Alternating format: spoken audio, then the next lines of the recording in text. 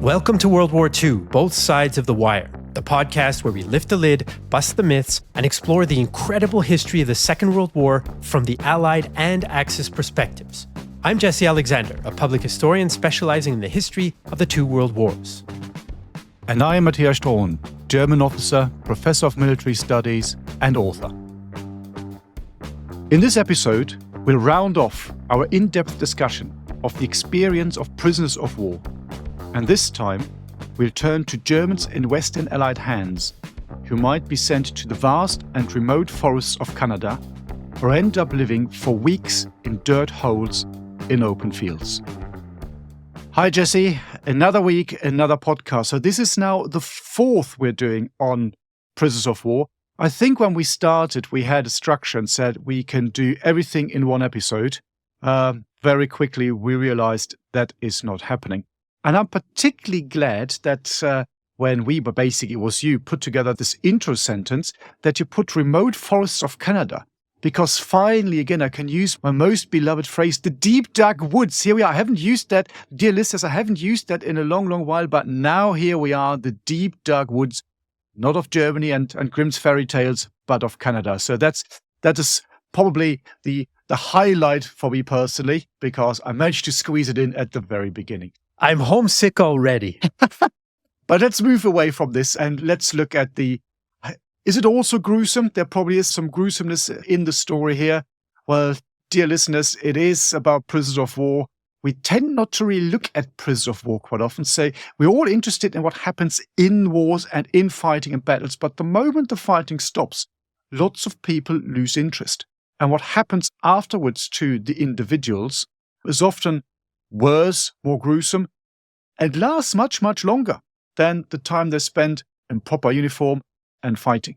Particularly, we talked about when you look towards the Eastern Front, where you have some people who only returned in 1955, but also the Germans, and this time we are concentrating on the Germans, captured by the Western Allies, had, perhaps you might say, a better fate than their comrades on the Eastern Front, but also not one that was all roses and sunshine, and also some deep dark woods thrown in. Indeed. And there's a reason why those Canadian deep dark woods were chosen, which we will get to in a moment. Yes, I think the trauma, the psychological trauma of being a prisoner of war is something that can easily get lost in what is so obviously the trauma of combat when we think about a wartime experience. Charles de Gaulle, famous World War II leader, but he was a prisoner of war in the First World War, and he was quite open about how psychologically difficult that was for him. In his case, of course, he might not have been, in a way, he was probably not your typical psychological profile, but nonetheless, he found it exceedingly difficult and shameful to be sitting there and not able to be sharing in the suffering of his men and his fellow officers and not be able to continue fighting to defend France and so on and so forth. And I think oftentimes you do have a similar experience. There's a certain stigma, which of course, in 99.9% of cases, if not all cases, there's nothing to this. But psychologically, the way that soldiers are trained, the way that young patriots are brought up and socialized to think, there is a certain amount of shame for many of the people who go through this. And I'm sure that was also the case for the many hundreds of thousands of Germans who were captured by the Western Allies in the Second World War, which is going to be the focus of our episode today. So, Matthias, you are the resident expert on Germans here. Why don't you get the ball rolling for us? Okay, let me just return to what you've said, and I think you hit the nail on the head as always. So this whole idea of shame is really important, particularly when you come from a society like Germany in the 1930s and the 1940s, which is all about the glory of your country, the racial superiority, all these things that come together. Not as strong, you might probably say, as what you find in the Japanese case, particularly when it comes to prisoners of war.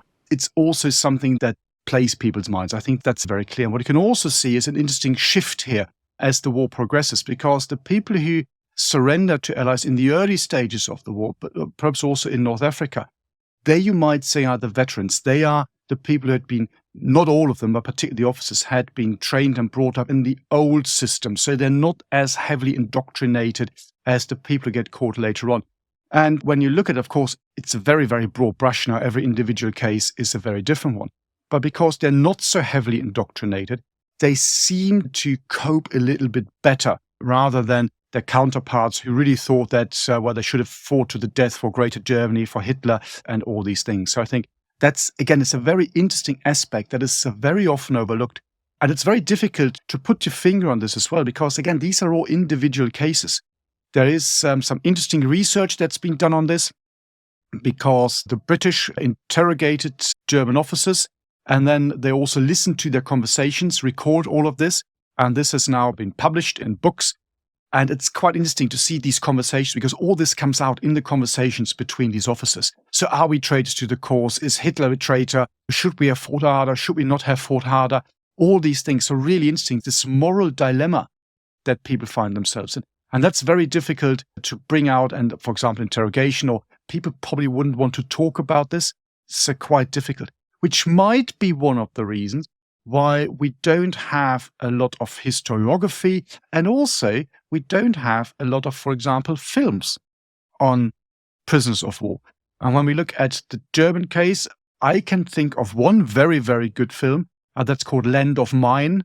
I think it's a Danish film where young German conscripts, prisoners of war, are brought to the beaches of Denmark to clear the minefields. And of course, you can imagine, well, about half of them blow themselves up. That's probably one of the best and strongest war movies, or perhaps even anti-war movies I've ever seen. Could have talked about this in our episode on films, but we didn't, because, as always, dear listeners, we were running out of time. And this whole dilemma that you find, I think, is summed up very nicely in yet another film. It's a film from 1937, so before the Second World War. It's a French film, La Grande Illusion, so the Grand Illusion. And that brings this out really nicely, because I don't want to retell the whole film, but it brings out these tensions between the old officer class, where you have a lot of respect between a French officer and a German officer, fighter pilot, wounded, and another French officer who doesn't really subscribe to this whole idea of honor and chivalry. So it's an extremely powerful film, made before the Second World War, but still, I think, one of the best films about prisoners of war. Nothing to do with World War II, not really German because of French film, so I should stop there, because we're supposed to be concentrating on the Germans. We are very bad at concentrating on stuff. There's always a million tangents, as a lot of you have pointed out in your comments. That's absolutely right, because in history you always find rabbit holes, because everything is related. And this is why we've turned one episode on prisoners of war into 4. And if I keep rambling without getting to what we're supposed to be talking about, we'll have 5 or 6 episodes. So maybe our editor needs to take half of this out. Otherwise, I get to it now. So we look at German prisoners of war. And it is interesting that, as we discussed in our previous episode on Western Allies, of course, the waves of prisoners of war coming in are actually waves. It's not a steady influx.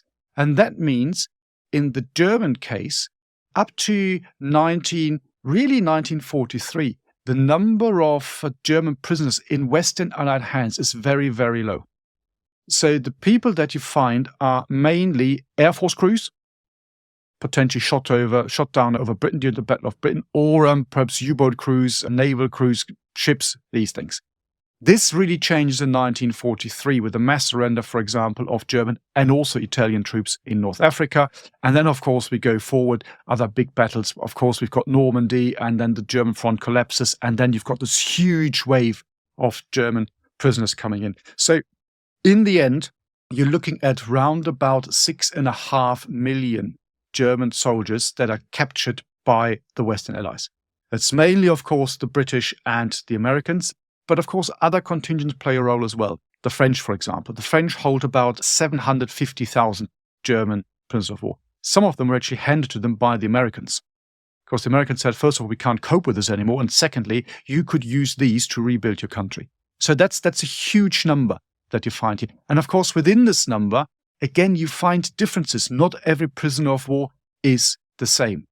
In some respects, the lucky ones, and also the ones that are best remembered, both in Germany, but probably also in the Allied camp or camps, are the German prisoners of war that were actually sent across the Atlantic to the US, and before that, also to Canada. And of course, there is someone who can talk all about Canada and deep dark woods. That's the second time I managed to get it in. Jesse, over to you. No shortage of woods, deep, shallow, dark, light, however you want to slice them. No shortage of woods in Canada. And that's part of the reason why some German prisoners were sent to Canada. Not as many as ended up in the United States. I think something like 380,000 German prisoners ended up in camps in the United States starting from 1942 or so. And in Canada, the number is a little bit smaller. It's about 35,000. Now, they were spread out in different camps across the country. There were a number of them. The biggest ones were in Western Canada, in the province of Alberta. But there were also a number of smaller camps farther into the north. And here's where we get into the remote forests and so on, because two of the main types of activities that these German prisoners were involved with were logging in the north or working on farms. Now, this was not unpaid labor.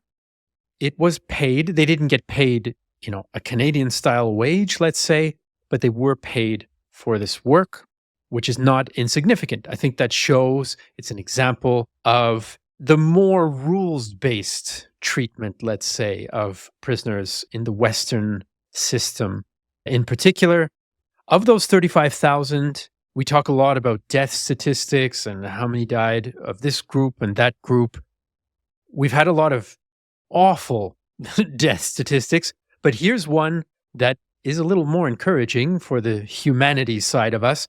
Of those 35,000 prisoners held in Canada, even the ones doing logging work in the north where it's cold and logging is difficult and sometimes dangerous work, only 137 of them died. So that is less than 0.5%.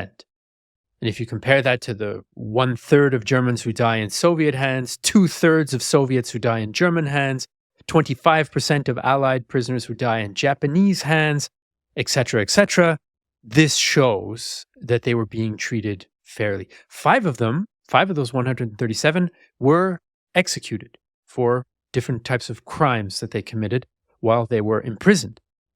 You can imagine that it's not easy to escape. We talk also about escapes. We talked about The Great Escape, the famous film, in one of our previous episodes and so on. Well, just imagine that you are in northern Canada in the 1940s in a logging camp. It's not a good idea to try to escape, generally speaking, because it's not like you can hop a train to the next town. It's not like there is a next town. So you're probably going to end up dying of exposure or feeding a hungry bear family as your likely outcome. However, there were a couple of very famous and very lucky escapes that occurred. One of them in January 1941, so relatively early on, a German fighter pilot by the name of Franz von Vera. The British captured him in 1940. I don't know if it was during the Battle of Britain or it was, yes, in the French campaign. Okay, during the Battle of Britain. Here's Matthias, our German expert here. He's in a position to attempt an escape, and he ends up making it. This is before the US is at war, right? So your one hope, if you're a German, is you somehow make it to that border. He crosses the St. Lawrence River, which in some parts is the border between Canada and the US. And then he manages to get to Mexico and South America and all this. He eventually gets back to Germany. Imagine that. From Canada's deep, dark woods, he ends up back in Germany. An absolutely epic escape. And then Hitler sort of rewards him and so on. But he doesn't come to a very happy end. In the end, he dies in October 1941 in a plane crash into the sea. So Canada ends up being a destination for some of these particularly high-value prisoners, let's say like air crew. You don't want them being in the vicinity of Germany, just in case there's an escape. And 35,000 end up in Canada, including for a time Franz von Vera, who made himself a bit of a legend by escaping. He did, and his story was also turned into a film in I think it was the 1950s, which was called in German Einer kam durch, so one got through or one got home. And it's interesting because the person who plays him is a chap called Hardy Krüger, Hardy Krüger was one of the most famous German actors of the 1950s, 60s, 70s, 80s, basically forever until he died. And his personal story is also interesting because he went to one of the elite Nazi schools where he was sent. So again, you've got another sub-story there. Again, here's another tangent. And this Franz von Werra is an absolutely interesting character. The whole story is great. The interesting thing is, in the last episode, we talked about the Great Escape. We talked about Kolditz. Here is a story that is really quite fascinating, but it's basically virtually unknown in Germany today. So no one really looks at this. No one really cares. I had a bit of a rant in the last episode about our perception, particularly in films, about the lives of prisoners of war. So I don't want to go too much into detail and say how great this film is, but his story really is absolutely fascinating. You've already given the ideas there. So he's shot down. He tries to escape, I think, 3 times while he's still in the UK. They even dig a tunnel. He manages to get into a plane as well at an airfield. So he walks in, has a chat with the commanding officer. He wants to see some papers. He pretends to be Dutch. That's where the funny accent comes from. He presents the papers. While they're checking the papers, he jumps out the window, runs off, jumps into a fighter plane, and has everything, the instruments explained to him when this commanding officer appears with a pistol and says, well, nice try, Buster. And then, of course, he gets sent to Canada, and as you say, and this whole odyssey that he has, trying to get back to Germany, as eventually he does. So South America, Spain, from there to Rome, from there to Germany, to then be shot down again over the North Sea just shortly after his return. So here's perhaps the most famous example. But of course, there were 1 or 2 other examples of crews of individuals that managed to get away. The number's not as high as in the Allied camp, not least because they didn't have supporting and supportive populations around them. But I know that, Jesse, you've got another short story. Yes, in this case, it didn't end successfully for the people who were trying to escape, but it's nonetheless interesting to think about this attempt. U-boat crews are also high-value prisoners. These guys are trained, they have a lot of experience, at least in the early part of the war. That's very hard for the Germans to replace. Some of them also got sent to Canada to make sure that they would be well away and the chances reduced that they would possibly find themselves operating a U-boat against the Allies again. They were considered so valuable, though, that Admiral Dönitz, who's the admiral responsible for the submarine operations on the German side, he actually oversaw or approved, I doubt he was doing the detailed planning, an attempted rescue for U-boat crew members held in Canada who would try to escape. So the idea was, we're going to send a U-boat into the Gulf of St. Lawrence, or potentially even a bit deeper into the St. Lawrence River. There was U-boat activity in the Gulf of St. Lawrence, by the way. They sank some Canadian ships there and so on, including some passenger ferries. But the idea was, in April 1943, this is kind of one of the turning points of the Battle of the Atlantic, right? The Germans are getting short on experienced crews. They have high losses. So the idea was, you have a U-boat that kind of hangs out on the coast for several days. U-boat crew try to get out and meet up and get into this U-boat. But in the end, the planned breakout never happened. So it was much ado about nothing, as they say, but quite interesting that the Germans were willing to even consider attempting such a thing. You have a number of similar events, of course, also in the United States after 1941. And of course, they all come to nothing, mainly because the German spy network has been completely turned by the Americans. And the moment they plan anything, the Americans get wind of this. Say that there's another story here, moving slightly further south from Canada now into the US. And of course, the American experience, if you want to call it this, was 2 degrees similar for the Germans compared to Canada, but also slightly different. It depended on where you were sent. Again, of course, the numbers are comparatively small.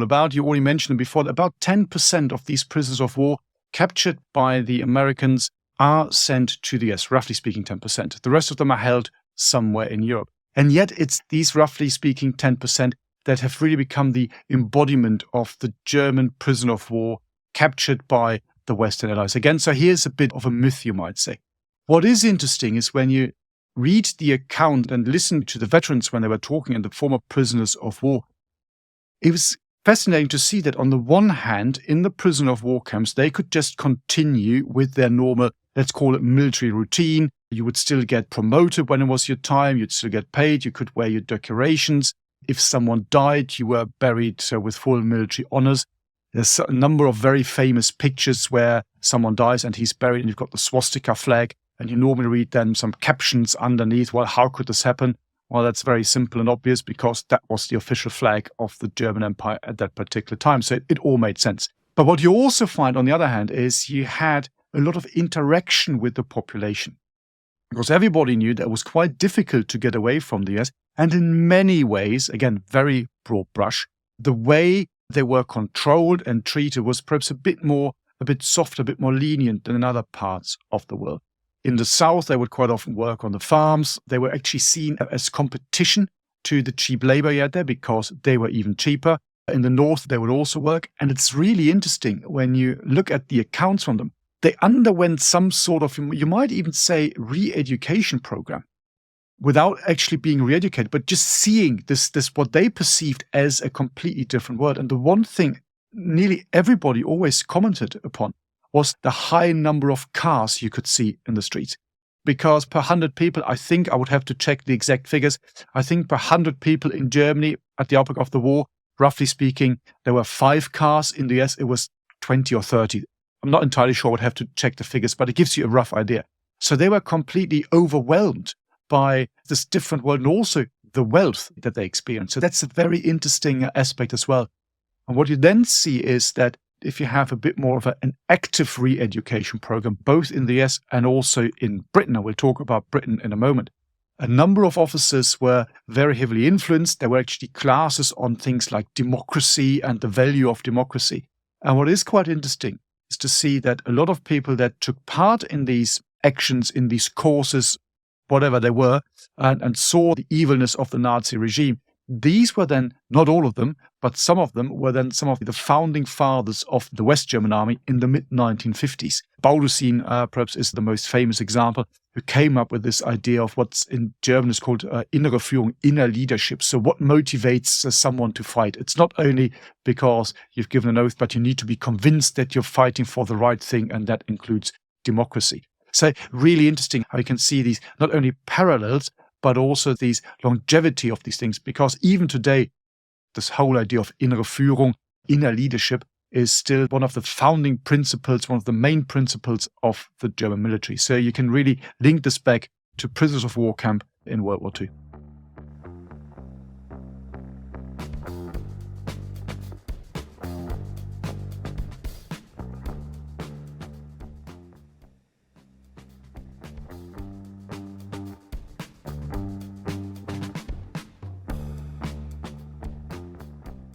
And from what might be called a positive historical development from that system and that experience, formative experience for some prisoners of war, German prisoners held in the United States, we can also look to the darker side of the German experience as prisoners of war of the Western Allies. Because we've talked about this quite a bit in our other episodes. We've talked about the role of ideology in these mass war crimes against Soviet prisoners, for example. We've talked about different kinds of massacres, active massacres that happen, slave labor, working people to death, thinking that they don't deserve to live because they've shamed themselves by surrendering, like the Japanese approach and so on. It's different with the Western Allies, but there are still cases, and not a few, of mistreatment or small-scale massacres of German prisoners. One of the more infamous and larger cases, not of a massacre necessarily, although people do die, but of inadequate treatment. And it's, I think, much better known in Germany than it is in the English-speaking world, is the so-called Rheinwiesenlager at the end of the war. So basically, Rheinwiesenlager, it essentially means camps on the meadows of the Rhine, which, if you use the word meadow, sounds kind of nice. You're frolicking in a meadow. But that was not the case here. So the story of the Rheinwiesenlager is the following. the Western Allies, of course, are accepting the surrender of multiple millions of Germans at the end of the war. Germans who don't want to surrender to the Soviets are coming across from the Eastern Front and so on and so forth. It's impossible to adequately deal with all of them at once. So what happens is the Allies set up these transient camps, which are essentially enclosures out in the open that are meant to be an emergency stopgap. So you have barbed wire areas that's in the open, and German prisoners would be rotated through those on their way to better facilities. Those camps were used for something like about 2 months or so, 2 or 3 months. I think I read 9 weeks at one point. Now, of course, in those conditions, you don't have enough shelter. So people are like scraping out little holes in the dirt to give themselves a bit of shelter. People get sick. There's not adequate sanitation. There's not proper food distribution. They have food, but they don't quite have the amount of food that they should have. Eventually, then there are some tents that appear, but it's a very, very difficult situation to spend any amount of time, be it days or several weeks. There are around 1 million Germans who go through this system. I mean, I suppose there are different estimates. This is what I have read. There are something like 1 million Germans who go through these transient camps, and the conditions are difficult, which leads to different estimates of how many people might have died because of their time in these difficult conditions. There are some very fantastical figures that have been put out there by, let's say, resentful Germans who look back on this episode and feel harshly towards the Allies. Some very inflated figures. The figures that I've seen that have some documentation behind them, not every camp, I mean, this is a bit of a chaotic situation, so you don't have good record keeping. So if you're trying to look at the camp records, there are gaps.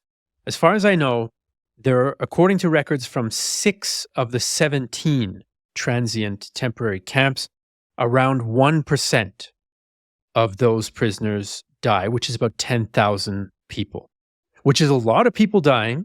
But of course, it's not in the same league as what we've talked about in some of the other theaters of war, but it's still, quite, if you're one of those Germans, you're not really worried about what's happening anywhere else. You're worried about you not having enough food, maybe having dysentery and sleeping in a hole for a few weeks. It's not a healthy situation. Absolutely. And I think another reason why this particular episode is still remembered in Germany is perception. Because at that particular time, of course, everyone realized the war was over, the war was being lost, and then the war was lost.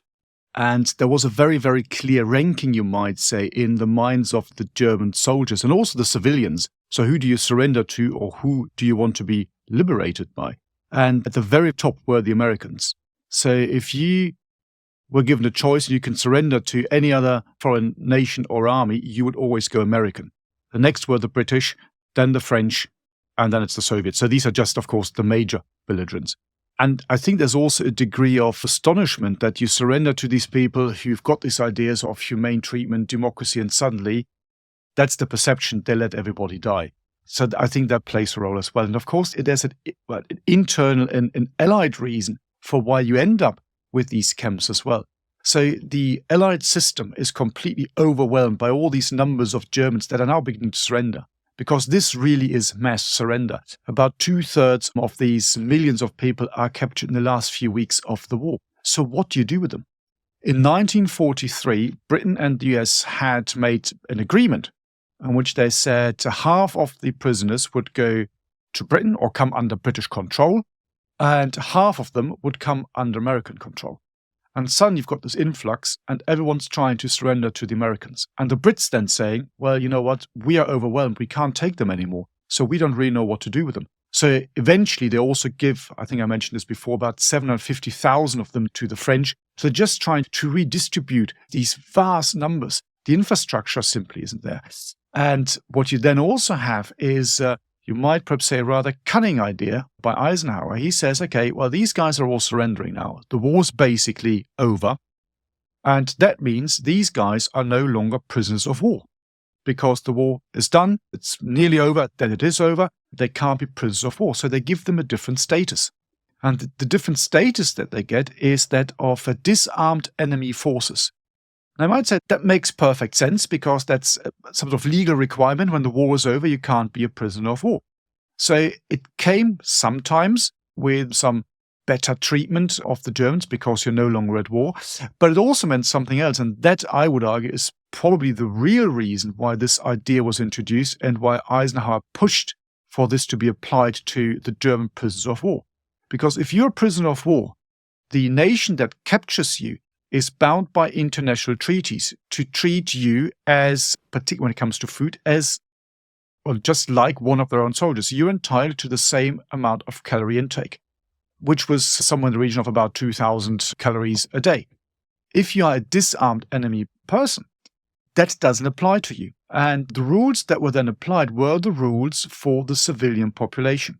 And their daily calorie intake at that particular time, as set by the occupying powers, stood at a mere 1,000 calories a day. So immediately you've halved the calorie intake, which of course means you can feed, if that's the idea, twice as many.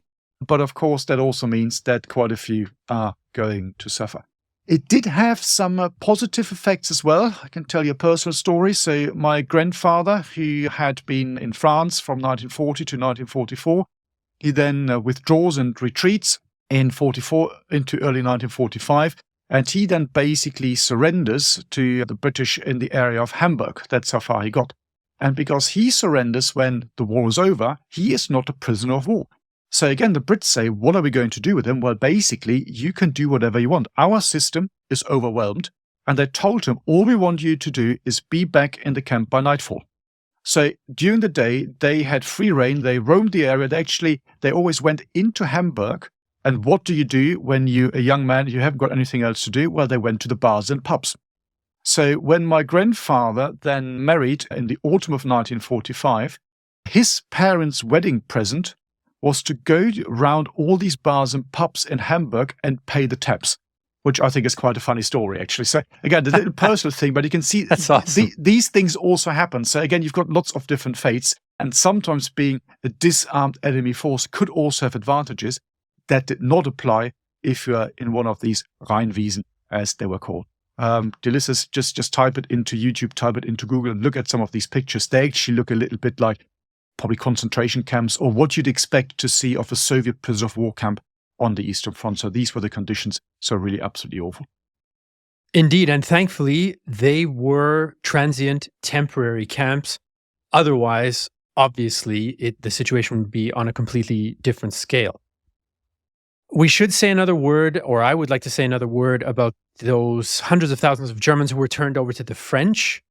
Of course, the French did have quite a large army in the field by 1945. They have a big army on the southern wing of the Allied forces advancing through France and into Germany. So it's not like they didn't do any fighting during that period. But they have several hundred thousands of prisoners of war, and they were a little notorious for treating them not quite as well as the Anglo-Americans treated the German prisoners. Rheinwiesenlager aside, because that was an exception. They were made to work as a part of reconstruction efforts, and they also often didn't receive enough food for what they were being asked to do and didn't receive an adequate level of medical treatment. And of course, in these kind of camps and this type of situation, you have the usual communicable diseases going around, dysentery, typhus, and so on and so forth, which will kill a certain number of people if the right conditions and medical treatment are not there. And in French hands, that was somewhat lacking.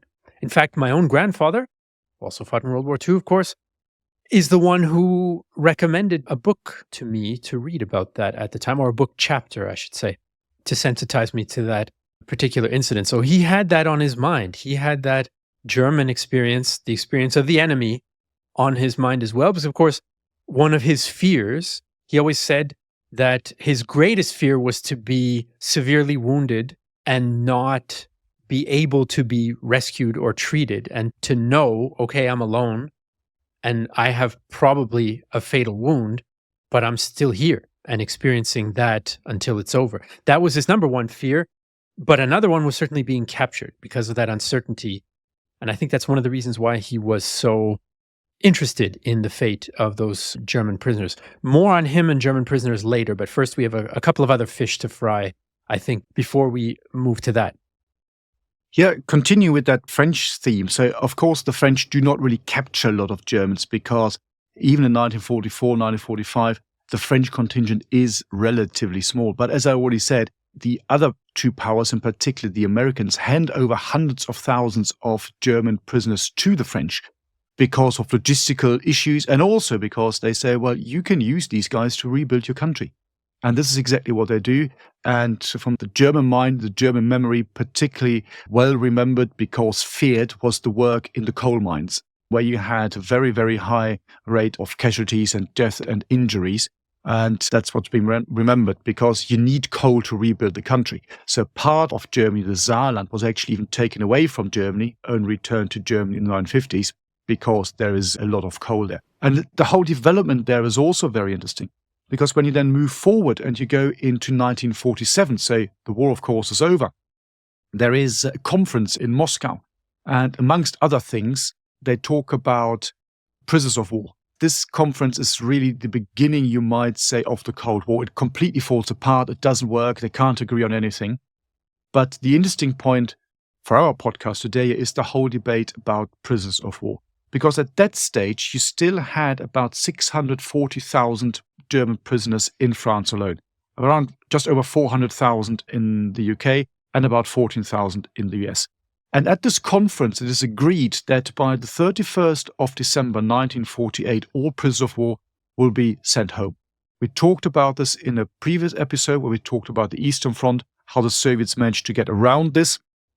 So I don't need to go into detail here. But the French were also not happy with this because they were quite heavily relying now on the German labor force and workforce. So they didn't want to do this. They didn't want to let the Germans go. So it's interesting because the Americans then turn around and say, well, actually, they're not your prisoners at all. They're our prisoners. We just gave them to you. So they're basically on loan, so to speak. That was kind of the argument that was being developed. And so they say, okay, you've got a bit more time, but basically by 1948, the end of 1948, they should really all be home. And by the way, if you don't send them home, we're not going to give you any help through the Marshall Plan. So that's interesting how the American view has changed here and how they're really putting on pressure onto the French here to release the Germans. Why did they do that?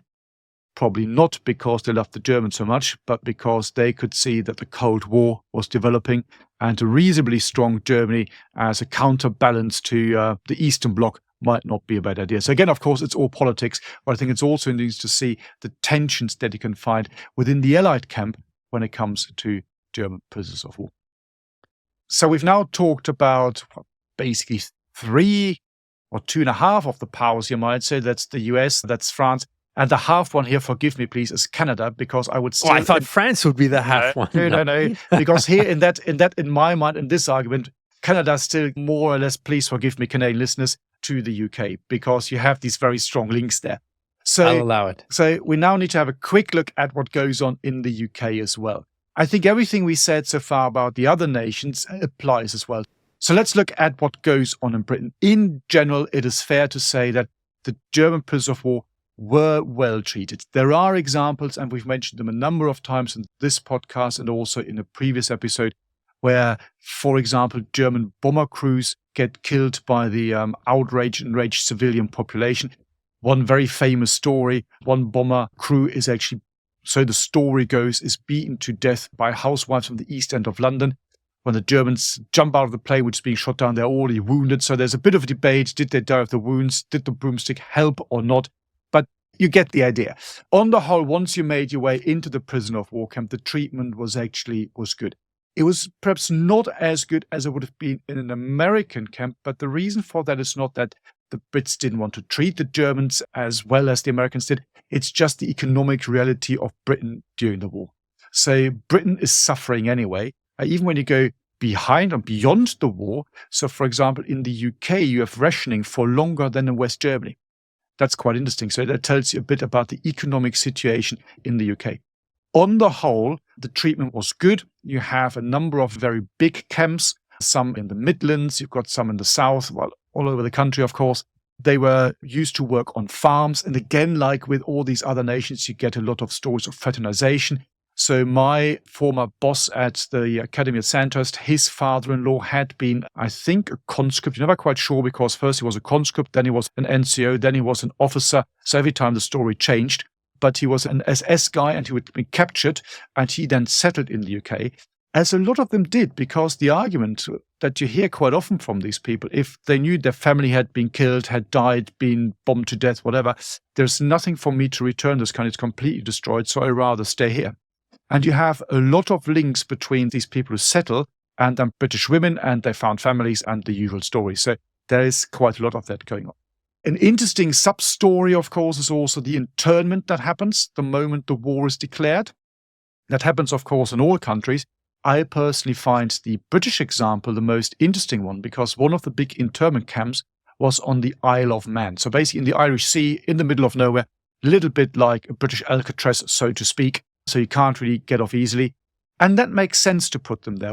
What is really interesting, that they rounded up all the Germans living in the UK and put them into these internment camps, that one being the most famous one. And that included the Jewish population, some of which had escaped from Germany just 1, 2, 3 years before it was declared, tried to settle in the UK somewhere.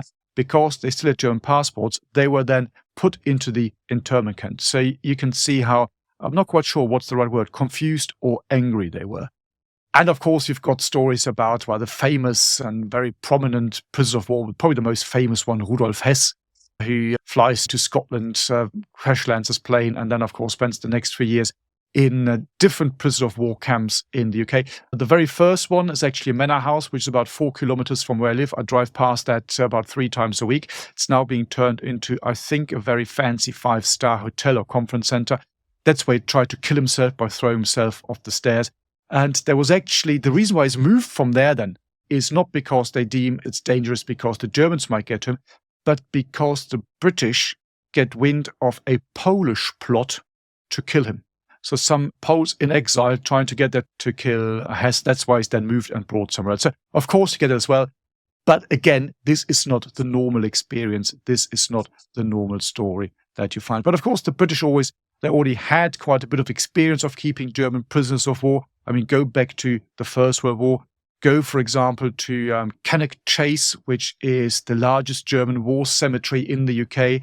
It's in the Midlands, and you will see that a high proportion of the people who are buried there are actually from the First World War. There is actually also a German field marshal buried there who died in captivity. So you get everything from a private soldier all the way up to a field marshal.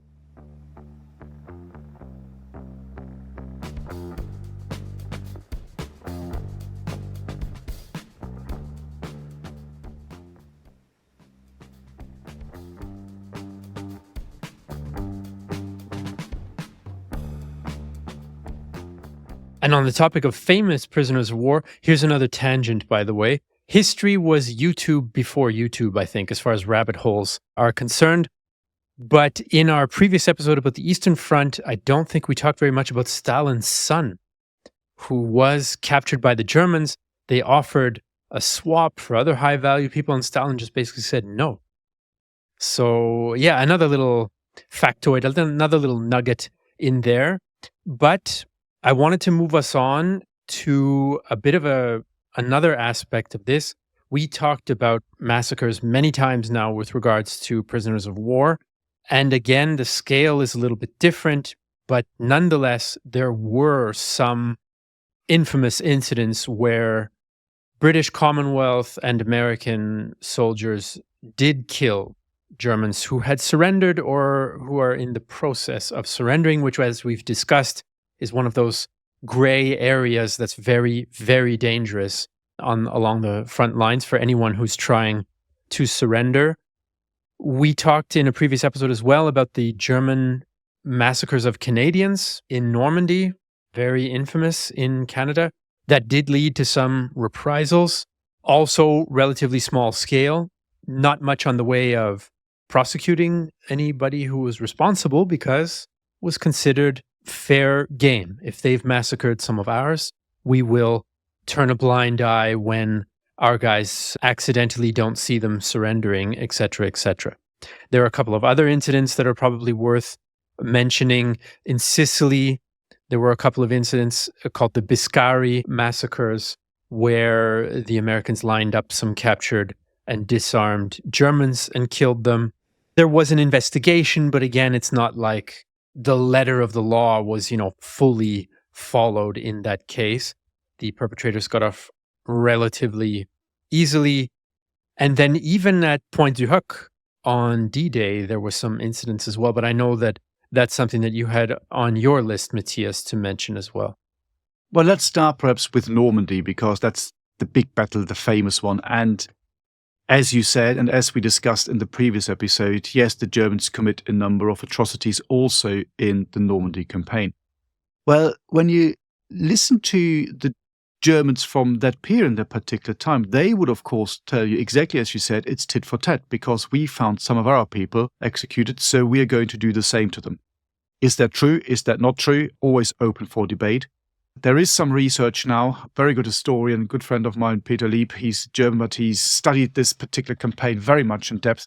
And he found actually that, and argues that there were orders given to Canadians and American particular paratroopers and rangers not to take any prisoners. Not written, but verbal orders, very, very clearly stated. And the first atrocity that actually happens in Normandy, so the research tells us, is actually committed by these American rangers. When they climb up to Pointe du Hoc, they probably slightly miffed because they don't find the big guns. Dear listeners, you might know the story of this very famous episode. They take a number of prisoners and then in cold blood they shoot them.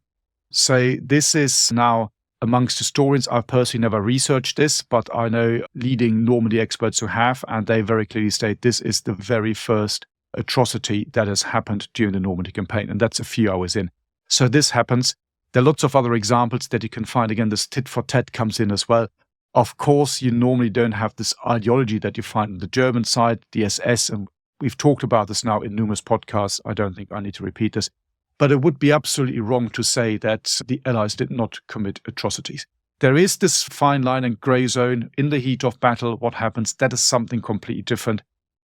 Dear listeners, you probably all remember that scene from Saving Private Ryan, where the Germans try to surrender and they get shot. That's the borderline case. Patton, the famous American general, is one said to have said, when you get within 200 meters of the enemy and then they try to surrender, just shoot them. So that is linked to this famous Biscara massacre that you already mentioned. So maybe one or two words about this. So this is in Sicily, 14th of July, 1943, where in cold blood, it's 2 incidents in total, 71, I think, Italians and 2 German prisoners of war get killed. So it's mainly an Italian massacre. But the story really is interesting. And I find it's what happens here. You already talked about the legal aspect. I always try to turn this around. If this had been a German case, what would happen after the war? Then lots of people would have been put on trial and probably executed. This does not happen. So basically, in these 2 episodes, these guys get killed. And you got the first incident is where you have 43 Italians and 3 Germans are captured. And they're then told that they're going to be interrogated. Some of them are moved to one side. And then Sergeant West, he is called. He basically just lines the remainers up, borrows, as he says, a Thompson submachine gun, and just basically kills them in cold blood. That is brought to attention of a chaplain the next day, and he reports this to senior officers, who says, well, that's bad press, and we don't want to hear about this, so let's not talk about this. But in the end, and this is where you can see, at least at this stage, the American chain of command, the legal chain of command kicks in. There are very, very interesting reasons as to why the American chain of command in this, at least the beginning, is working quite well, because the legal system has been completely removed from the units and the formations. That's different in other armies where you try to protect your troops. That's not the case in the American one. But what then happens is you've got the second incident where more people then get killed, and the man responsible is a Captain John Compton. And so people also get killed, and he just orders people shot because he doesn't want anything to do with them. And what's then interesting is what happens next. So when Omar Bradley, who is the senior commander in that area, tells George Patton about this, on the 15th of July 1943, that the US troops murdered somewhere in the region between 50 and 70. That was the number used at the time. Patton actually writes a response in his diary, and I quote this: I told Bradley that it was probably an exaggeration, but in any case to tell the officer to certify that the dead men were snipers or had attempted to escape or something, as would make a stink in the press and would also make the civilians mad. Anyhow, they are dead, so nothing can be done about it. So that's what he says. Bradley actually refuses to take this line, puts these people on trial. They plead non guilty, and the first guy, West, for example, says that he was fatigued and under extreme emotional stress. That was his first line of defense. The second one, that he was simply following the orders of the commanding general. Now, that sounds like a German excuse after World War II. So again, we'll just exchange nationalities here and see how far you got at Nuremberg with that in 1945. And the interesting thing, of course, that is supported by other statements. And they all said that it was Patton who gave this order not to take prisoners. He, of course, says that's completely wrong. My orders were misinterpreted. But Patton had a bit of a streak in him. So, my dear American listeners, terribly sorry, but I'm not a fan of Patton. Not at all, because I think there was something not quite right with him. They're all court-martialed. Also, this Compton is court-martialed. And what is interesting is that West is actually sentenced to life imprisonment. However, Eisenhower then gets involved. He reviews this trial and he writes this down to give the men a chance because he served enough of a life sentence to demonstrate that he could be returned to active duty. And so he returns to active duty and then is not locked up and dies in, I think it's Oklahoma in 1974. Compton is also put on trial, but he's acquitted, but then he's killed in action in November 1943. So these things also happen. What you should never do and always avoid when it comes to atrocities, when it comes to all these things, they're saying, you did this, so we did this, tit for tat, you are just as bad as the other. But I think it's important to highlight the fact that these things happen in war. They happen on every side. In some areas and some nations, Japanese and perhaps the Germans, perhaps to a lesser degree, we talked about this again, the Soviets, this was more driven, this was accepted, this was even wanted and encouraged. It's also happening in other nations as well. To say that never happened and no German prisoner ever got shot or mistreated, or Americans or Brits or Canadians or anyone never did anything wrong is just factually not correct. That's true. On the other hand, I hope it's clear for our listeners, and I think it is an important takeaway, as you mentioned, that there is a system that is meant to limit these things, to control these things, to make it clear that these things are not desired, are not supposed to happen, even though, of course, on a war of this scale, there will be some, and there were more than the ones that we mentioned, of course. And I do think that is important to retain as well when we're talking about it and considering it, even though you do have loose cannons like Patton who may contribute to these types of scenarios. You also have a system that is meant institutionally to show that this is not what we are trying to do. This is not a part of the way we conceive of how we should be fighting this war. And that's a challenge, and it's a difficult thing. And it's something that I think is valuable for us to spend some time on today, because today we also see different value systems at war in the world and what that can lead to. I'll leave our listeners to go where they would like to with that, but I do think that's important. So I want to finish today's episode with a little story about the psychological side, because we've talked about that now quite a bit in this unplanned 4-part series on prisoners of war in the Second World War. My grandfather was never a prisoner himself. He saw a lot of action. He fought in the infantry as part of a machine gun team from July 1944 until May 1945. That means he was involved in some very difficult situations, saw some things, did some things, however we want to use those euphemisms. He probably shot a bunch of people. There was no way to really not do that. And he was affected by that after the war. He had nervous problems. He suffered from nightmares quite badly, especially the first years after the war.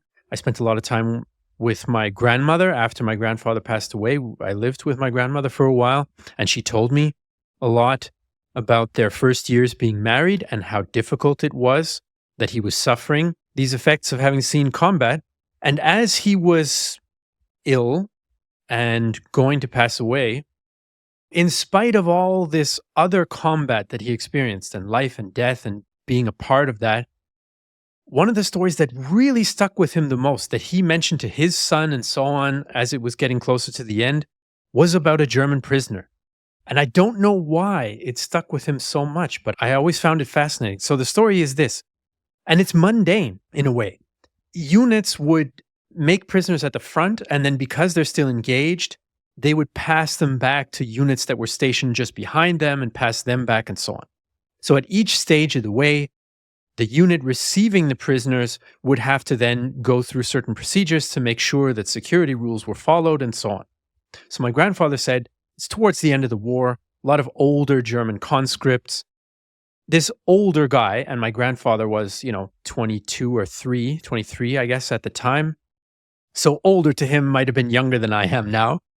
But this older German in his great coat with some graying stubble and so on, my grandfather's patting him down to make sure that he doesn't have anything that he shouldn't have before my grandfather would pass him on to the next way post. And the man had a pocket watch, an old pocket watch. And of course, my grandfather didn't speak German, but he could understand this German was telling him it was his father's. So my grandfather said, okay, I'm not supposed to let them keep this type of thing, but I let him keep it. You can keep your father's pocket watch.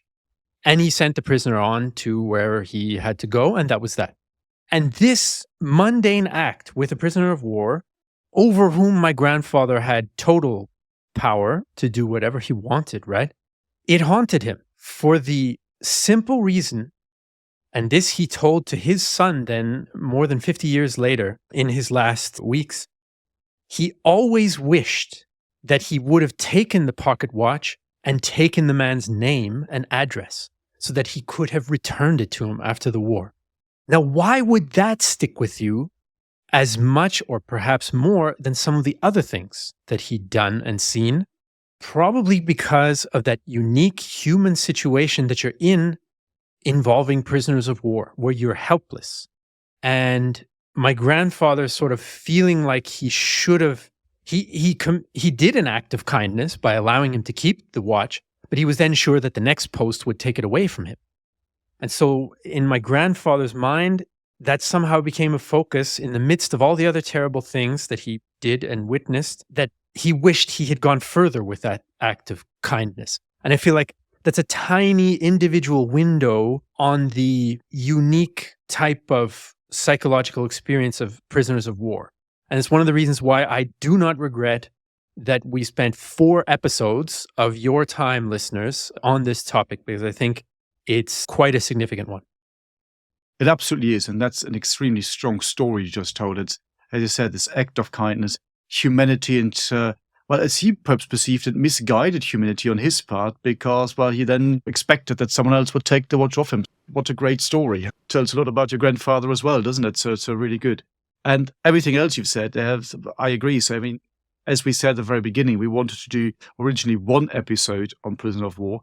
Yes, of course, we went down rabbit holes and there were all these tangents that were far too exciting to be ignored. That's what happens on this podcast, dear listeners. I hope you still find all these tangents interesting. If not, let us know and we'll have probably a script or probably not, but we see how it goes. But it is such an important aspect, an important part of war and warfare. And it is one, as I've said a number of times now, one that is so often overlooked. We don't really spend a lot of time looking at it. And your personal story here, again, tells you how important that is, not only at that time and in that moment for all sides considered and involved, but also very much afterwards.